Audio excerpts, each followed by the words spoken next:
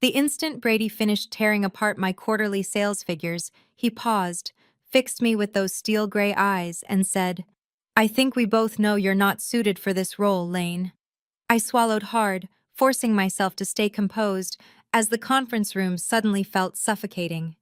"Your performance." He glanced at his notes theatrically. "Consistently under target, 5% below last quarter, 8% below now." "But the Keystone account," I began. "The account you almost lost." Brady cut me off, his voice thick with contempt.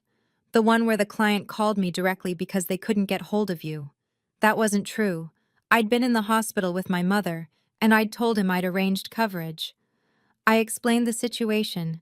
I said softly, "Excuses don't pay the bills," Brady replied, standing up and beginning to pace, energized by my unease. "This department needs people who deliver, not people who," he waved dismissively toward me, "break under pressure." My eyes stung. I blinked fast, but it was already too late. One tear slipped free, then another. Brady stopped pacing, his expression shifting not to compassion, but to something worse. Satisfaction. "Oh, is this really happening?" he said, his voice climbing with delight. "Are we doing waterworks now?" I wiped my cheek, humiliated. "I'm fine." That's when he did it. Brady stepped back, raised his arms, and actually danced, 2 hip thrusts, a shoulder shimmy, and a spin. "This is gold," he laughed. "Best performance review ever." The conference room door was open, and through my tears I saw Petra from accounting glance in, then quickly turn away. "I've been trying to clean house for months," Brady continued, nearly giddy. "Do you know how hard it is to let people go these days? But a documented performance issue plus emotional instability." He mimed kissing his fingertips. Chef's kiss. He perched on the edge of the table, leaning toward me. "Between us, Lane, this is the best day ever." I don't know what took over me. Maybe it was 10 months of belittlement. Maybe it was watching my mother battle cancer while this man turned my workdays into hell. Maybe it was simply time. I squared my shoulders, dried my tears, and smiled. "Mine too," I whispered. Brady blinked, puzzled. "What?" I said. "This is the best day ever for me too." The recording app on my phone had been running since I walked into the room, hidden neatly in my jacket pocket, and the door Brady had left wide open. It wasn't just Petra who had heard his celebration of my tears. What happened next would change everything, just not in the way Brady imagined. Hey everyone! If you're enjoying the story so far, take a moment to like and subscribe, and drop a comment about the worst boss you've ever had. I read every single one. Now let's get back to what happened after Brady's victory dance. My name is Lane Winters. Before all of this, friends described me as relentlessly optimistic, maybe even to a fault. I'm 32 with a business degree that took me 7 years to finish because I worked full-time through college. I have one tattoo, a tiny compass on my wrist, can recognize most birds by their calls, and hadn't cried at work until that day with Brady. I wasn't always at Techro. After college, I'd built a solid career at smaller companies, but Techro was my big break, a name that actually impressed people at dinner parties. When I landed the sales role, my mother taped the company newsletter announcement to her refrigerator. My daughter making it big, she'd tell anyone who visited. Brady wasn't my manager at first. I reported to a woman named Danny, tough but fair, and under her leadership I beat quotas for 3 straight quarters and earned rookie salesperson recognition. But reorganizations happen, and suddenly Brady was transferred in from another division, and everything shifted within weeks. First came the meeting invites always scheduled during my lunch break or 5 minutes before clock out, then the impossible deadlines, then the public call-outs. "Lane, explain to everyone why the Azimuth team hasn't signed yet," he'd say in meetings when he knew perfectly well they were still stuck in budget approval. After each ambush, he'd corner me. "Just pushing you to grow," he'd say with a smile that reminded me of a nature documentary about predators. Others noticed. "He's threatened by you," my coworker Owen whispered, after one especially brutal meeting. Your numbers were better than his when he was in sales. I didn't want to believe people could be that calculating. I doubled down, worked weekends, brought in 3 new accounts, and my customer satisfaction scores were the highest in the department. None of it mattered. During our first official performance review, Brady stared at my achievements and simply said, "Anyone can get lucky once." My mother got sick around month 6 of Brady's reign, pancreatic cancer, stage 3. I told Brady right away and asked for occasional flexibility for her treatments. "We all have personal issues," he'd said, never looking up from his phone. "I need someone reliable." The day of my mother's first major surgery, Brady scheduled an emergency client meeting that dragged on for 3 hours. I reached the hospital just as she was being wheeled into recovery. "It's okay, sunshine," she murmured through the anesthesia fog. "Your job is important." That night, I almost wrote my resignation letter, but my mother's treatments were costly even with insurance, and Tech Grow's health plan was covering expenses that would have ruined me anywhere else. So I stayed, and Brady intensified. The Keystone account became both my greatest triumph and my deepest heartbreak. I'd chased them for months through 14 meetings and 3 separate proposal revisions, and when their CEO finally called to say they'd chosen us over our biggest competitor, I danced around my apartment. 2 days later, my mother collapsed. I spent 36 hours in the ICU with my laptop balanced on an uncomfortable hospital chair, working remotely. I arranged for Owen to handle an in-person meeting with Keystone, briefed him thoroughly, and informed Brady. When I returned, Brady summoned me to his office. "Keystone almost walked," he said. "The CEO called me directly because apparently you were unreachable." "That's not possible," I said. "I had my phone the entire time. There were no missed calls." "Are you calling me a liar?" Brady asked, his voice dangerously calm. That night, I obsessively checked my call logs. Nothing from Keystone. The next day, I even called their office under the excuse of following up, and their office manager confirmed no one had tried to reach me. I didn't confront Brady again. Something told me that documenting patterns mattered more than winning single battles. So I began keeping records: emails, meeting notes, daily schedules, voice memos after especially troubling interactions. I didn't know what I'd do with it. Filing a complaint felt pointless when Brady played golf with the regional director. Then came the performance review where he danced, and as I watched him revel in my tears, something inside me shifted. Months of careful responses, benefit of the doubt, and attempts to communicate better, as HR had suggested during my one failed complaint, collapsed into clarity. I stood up. "Where are you going?" Brady asked, startled. "We're not finished." "Oh, I think we are," I said, my voice steadier than it had been all day. "Sit down, Lane," Brady ordered. "If you walk out now, I'll note insubordination." I turned at the door. "Do what you need to do, Brady. I certainly will." As I walked through the office past curious looks and whispered conversations, my phone felt heavy in my pocket. The recording was still running, and I knew exactly where I was going. The elevator ride to the 3rd floor felt endless, my heart pounding as the numbers lit up. 1, 2, 3. The doors opened and I stepped out toward a department I'd never visited before. The placard read, "Human Resources." The HR department was quieter than the sales floor, with muted lighting and soft blue walls. A woman looked up from behind a desk, her expression shifting from polite welcome to concern when she saw my face. "Can I help you?" she asked. "I need to speak with someone," I said, my voice shaky. "It's about my manager, Brady." She nodded. "Let me get Jasmine for you." 5 minutes later, I sat across from Jasmine Kwan, the HR director, who had kind eyes and hands that stayed perfectly still as I spoke. "I recorded something," I said, pulling out my phone. "I didn't plan to, but after months of this, I started documenting interactions." Jasmine didn't reach for the phone right away. "Before we listen, I need you to understand our company policy on recordings." My heart sank. Am I in trouble? Not necessarily, she said carefully. Pennsylvania is a two-party consent state, but there are workplace harassment exceptions. She studied me. Tell me what's been happening first. For the next 40 minutes, I told her about Brady's arrival, the sabotage, the impossible expectations, and the moments surrounding my mother's illness. Jasmine took notes, occasionally asking for clarification, never interrupting my flow. When I finished, she looked down at her notepad, then back at me. I'd like to hear the recording now, she said.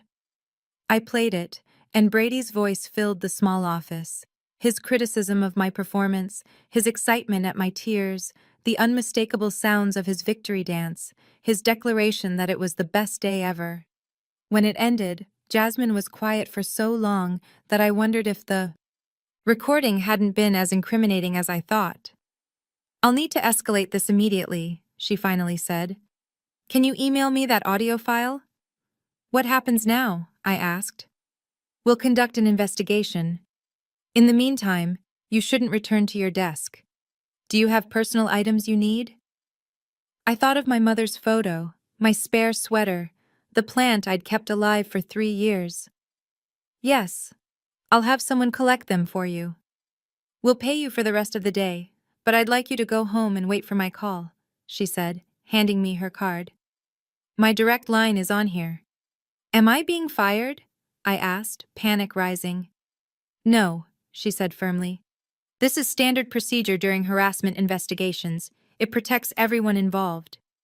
I walked out of the building in a daze, the afternoon sun too bright, the traffic too loud. I'd done it. I'd spoken up and shared evidence.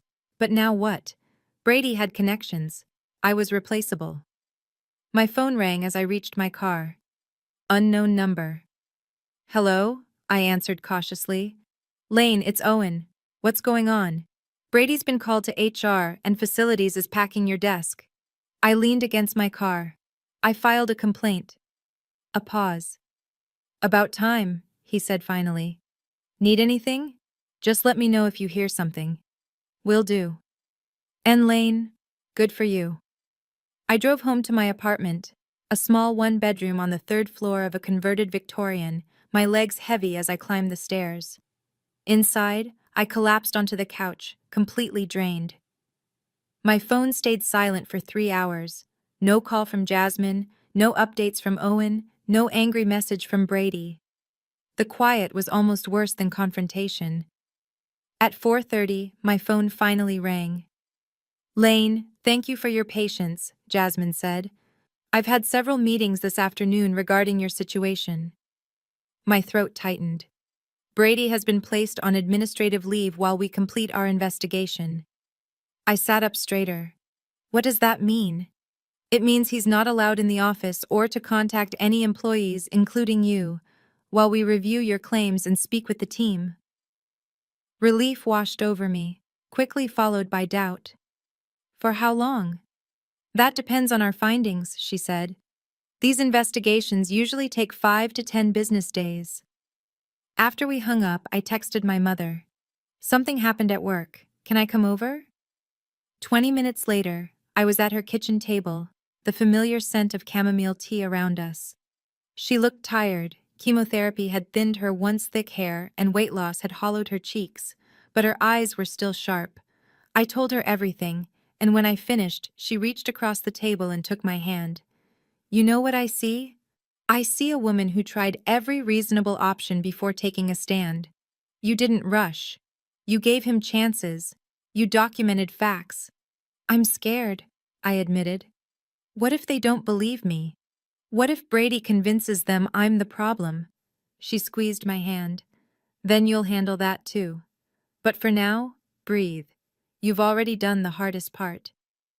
I stayed for dinner, helped her sort medications for the week, and left feeling slightly lighter. As I drove home, Owen called. Office rumor mill is churning, he said without preamble. Brady was escorted out by security, and he wasn't pleased. Did he say anything about me? Not that I heard, but he wasn't exactly making speeches. Listen, a bunch of us are meeting for drinks at Highland Tavern. Wanna come? The idea of facing coworkers made my stomach twist. I don't know. People are on your side, Lane, more than you think. An hour later, I nervously pushed open the door to Highland Tavern and spotted Owen at a large table in the back, surrounded by 6 coworkers from different departments. My heart pounded as I walked over. "She's here," Owen announced, pulling out a chair beside him. To my surprise, Petra from accounting stood up and hugged me. "I told HR what I heard," she whispered. "He was awful to you." As I sat down, others chimed in. "He's had complaints before," said Teo from customer service. "My friend in the Northeast office warned me about him when he transferred here." "He threw me under the bus during the Vanguard presentation," Marielle added. "Changed my slides 10 minutes before and then criticized me for the mistakes." I listened, stunned. All this time, I'd believed I was Brady's only target, his personal project. But the pattern was much larger than me. The next day crawled by in nervous waiting. I cleaned my apartment, took a long walk, checked my phone every few minutes. Nothing from HR. On the third day, Jasmine called. "We'd like you to come in tomorrow at 9 a.m. for a meeting. We'll have updates." "Will Brady be there?" I asked. "No," she assured me. "Just me and Gregory Wilson, our VP of Employee Relations." The mention of a VP sent my anxiety spiraling. Why involve someone so senior? Unless this was bigger than I realized, or worse, unless they were preparing to fire me. I barely slept, rehearsing responses, imagining best and worst case outcomes. By morning, I felt hollow-eyed but determined. The Techro building looked different as I approached it, somehow less intimidating. After months of dreading those doors, I walked in with my head held high. Security had a visitor badge ready. The elevator ride to the 4th-floor executive level was quick and silent. Jasmine greeted me and led me to a small conference room where Gregory Wilson was already seated, commanding despite his relaxed posture. He stood and shook my hand. "Miss Winters, thank you for bringing this to our attention." We sat, and Gregory placed a folder between us. "We conducted a thorough investigation," he said. "We reviewed your recording, interviewed team members, and examined performance data and communication records."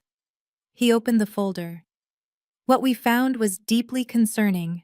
Not just your experience, but a broader pattern." Jasmine leaned forward. "Lane, based on our findings, Brady will not be returning to his role." The words hung there, hard to absorb.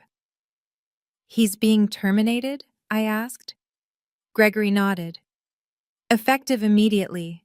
The company has zero tolerance for this behavior."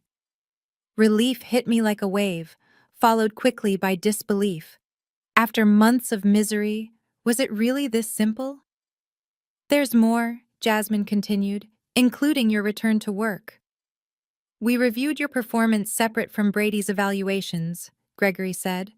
"Your actual numbers tell a very different story. You're consistently in the top tier of performers. We'd like to offer you a choice," Jasmine said. "You can return to your current team with an interim manager, or," she glanced at Gregory, "we have an opening in the enterprise division. It would be a promotion, with added responsibility and appropriate compensation."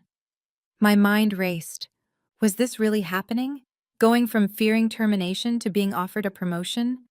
"I needed time to think," I managed to say. "Of course," Gregory agreed. "Take the weekend. We'd like you back on Monday either way." As I stood to leave, he added, "One more thing, Miss Winters.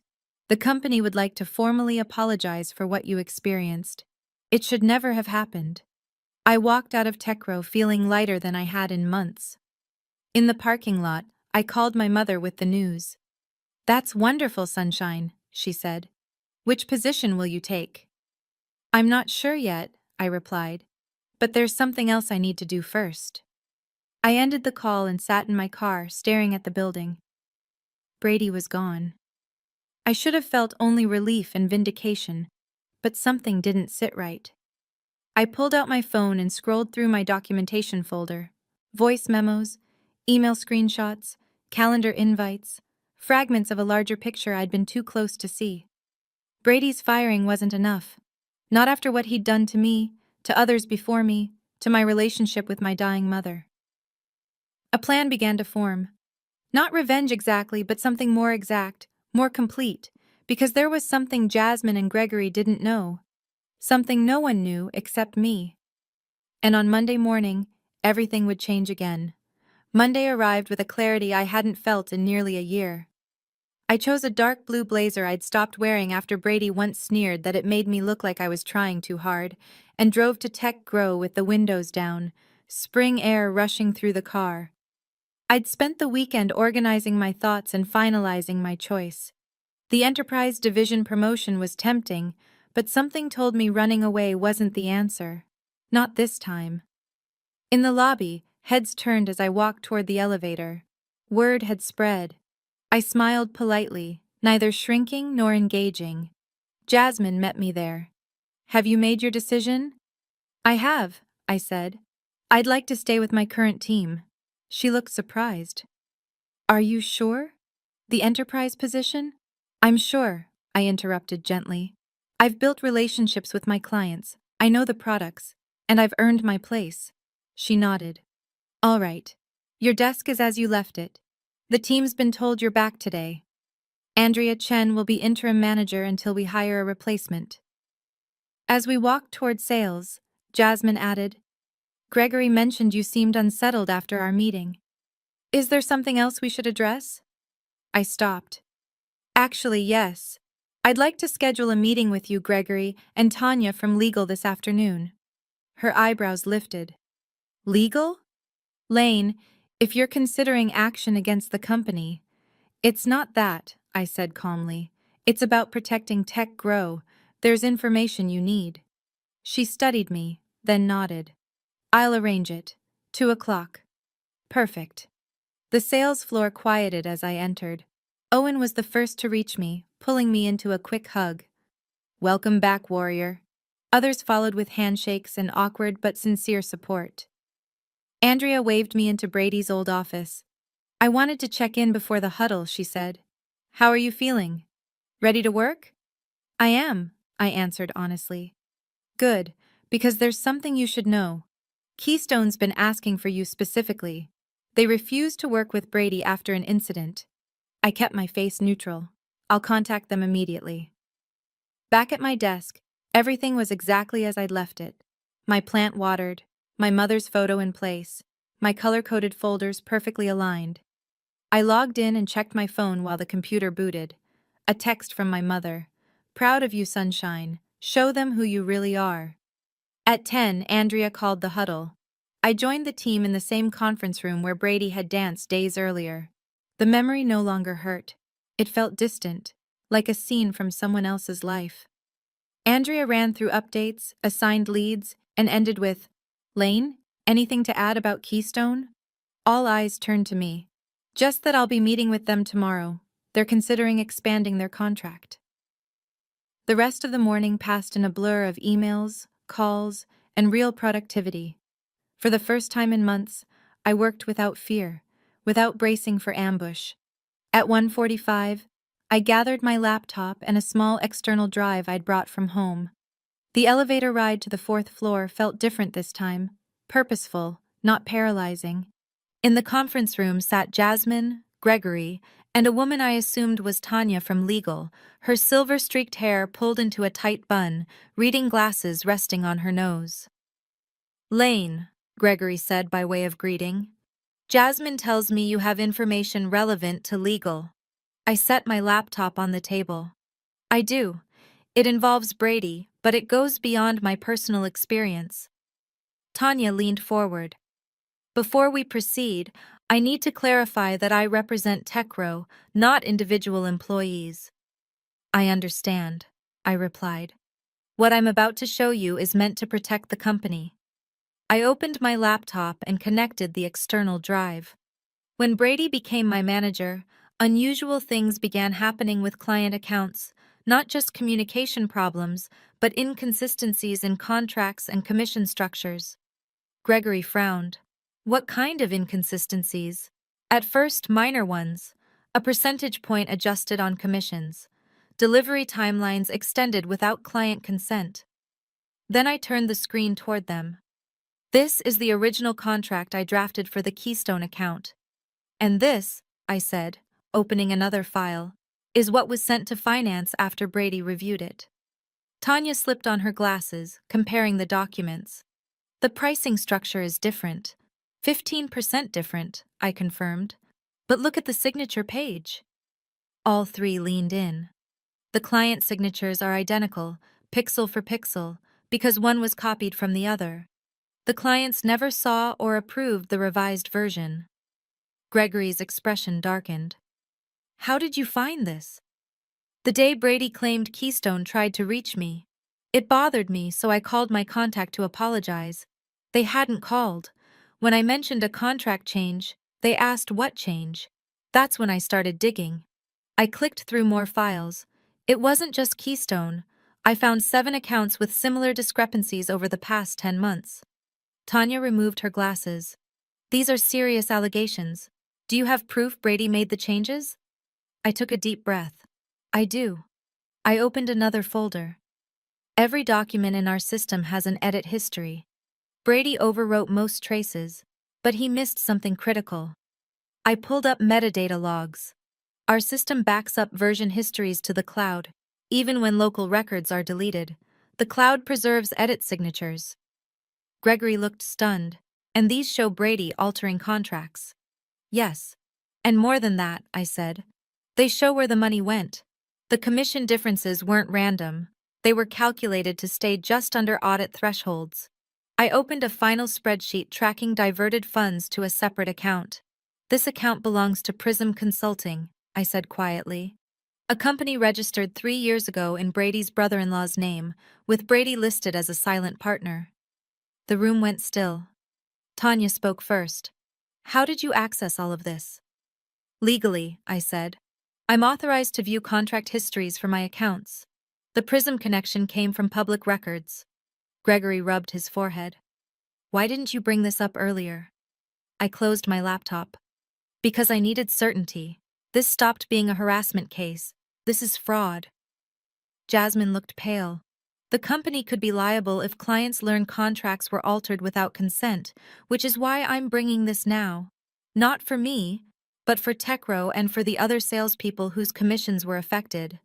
Tanya was already taking notes. We'll need a forensic audit immediately and to contact authorities. Gregory nodded grimly. Lane, we'll need your full cooperation. Of course, I said. I've prepared complete documentation. I handed Tanya the drive. Everything is organized by client and date. As the meeting ended, Gregory pulled me aside. This goes far beyond what we uncovered. You could have walked away after Brady was terminated. I thought of my mother fighting cancer with quiet strength, of Owen and the others Brady hurt, of the clients who trusted me. Some things matter more than walking away, I said. The next 4 weeks were intense. I balanced my sales role with assisting the fraud investigation. Forensic accountants confirmed my findings and uncovered even more issues dating back to Brady's previous role.